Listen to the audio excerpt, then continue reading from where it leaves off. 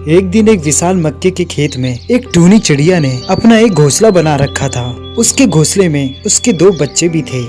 सुनो मेरे बच्चों, मैं खाना ढूंढने जा रही हूँ। तुम दोनों अपना ख्याल रखना, मैं जल्दी खाना लेके आ जाऊंगी। ठीक है माँ। फिर टूनी चिड़िया खाना ढूंढने चली जाती है।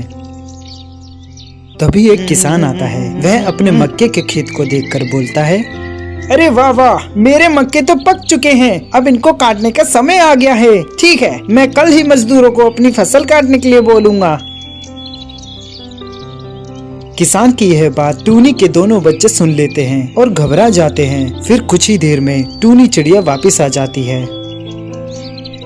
माँ पता है, किसान आया था, वह कह रहा था कि वह मजदूरों को कल ही अरे फसल पहले काट- तुम दोनों शांत हो जाओ। अब एक एक करके बताओ कि क्या समस्या है। माँ पता है, एक किसान आया था, वह कह रहा था कि वह मजदूरों को कल ही फसल काटने के लिए भेजेगा। अगर ऐसा हुआ तो माँ हमारा घोंसला टूट जाएगा और हम बेघर हो जाएंगे, और हमने अभी तक तो उड़ना भी नहीं सीखा। टूनी चिड़िया यह जानकर हैरान और परेशान हो जाती है। अच्छा तो पहले ये बताओ कि उस किसान ने तुम दोनों को तो नहीं देखा? नहीं माँ, वह हमें नहीं देख पाया। अच्छा हुआ कि उसकी नजर तुम दोनों पे नहीं पड़ी, वरना अनर्थ हो जाता। वैसे तुम दोनों को चिंता करने की कोई जरूरत नहीं, क्योंकि कल ना ही फसल कटेगी और ना ही हम बेघर होंगे। अगले दिन किसान आता है। वह फसलों को ना कटा पाकर कहता है, मैंने बेकार ही मजदूरों को अपनी फसल काटने के लिए बोला, कोई भी नहीं आया। मैं अब कल ही अपने रिश्तेदारों को फसल काटने के लिए बोलूँगा। इतना कहकर वह किसान वहाँ से चला जाता है और टूनी चिड़िया के दोनों बच्चे उसे जाते हुए देख लेते हैं। तभी टूनी चिड़िया वापस आ जाती है। फिर छोटा चिड़ा अपनी माँ को किसान की सारी बात बता देता है।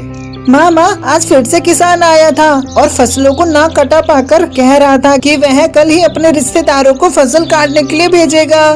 अब क्या करें माँ? अब कल किसान सारी फसलें कटवा देगा और हम बेघर हो जाएंगे। टूनी चिड़िया बड़ी निम्रता से बोलती है, अरे घबराओ मत मेरे बच्चों, कल भी कुछ नहीं होगा, कल भी फसल नहीं कटेगी। अगले दिन किसान फिर से आता है और फसलों को कटा ना पाकर बहुत गुस्सा हो जाता है। अरे रिश्तेदार तो सिर्फ नाम के ही रिश्तेदार होते हैं, सब झूठे हैं। मैं बेकार ही दूसरों पे भरोसा करता हूँ। अब मैं खुद ही अपनी फसल काटूंगा, वरना ये सारी फसल बेकार हो जाएगी। इतना कहकर वह किसान वहाँ से जाने लगता है। तभी उसकी नजर टूनी चिड़िया और उसके बच्चों पे पड़ती है। लो, अब इन पक्षियों ने भी मेरे खेत में अपना डेरा बना लिया। ये तो मेरी फसल बर्बाद ही कर देंगे। इनको तो मैं कल ही अपने खेतों से साफ कर दूंगा। इतना कहकर वह किसान वहाँ से चला जाता है। लेकिन अब टूनी चिड़िया काफी परेशान और चिंतित हो जाती है। सुनो मेरे बच्चों, अब तैयार हो जाओ, कल फसल जरूर कटेगी। अब हमें ये घोंसला छोड़कर दूसरे घोंसले में जाना पड़ेगा। हम कहाँ जाएंगे माँ? हम तो काफी छोटे हैं, हम उड़ भी नहीं सकते माँ। घबराओ मत मेरे बच्चों, मैं जल्द ही कोई न कोई उपाय सोच लूंगी। अगले दिन किसान आता है और आते ही वह फसलों को काटने लगता है।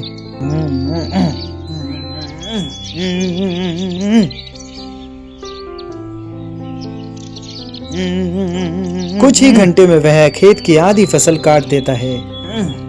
चलो, आज तो आधी फसल काट दी, बाकी की फसल अब कल काट दूंगा। बहुत थक गया मैं, चलो अब चलता हूँ।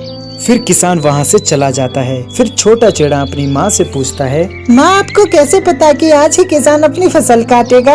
अरे मेरे बच्चों, क्योंकि किसान 2 बार दूसरों पर निर्भर था, इसलिए काम होने की संभावना बहुत कम थी। पर जब उसने खुद से काम करने की ठान ली तो वह करके ही माना।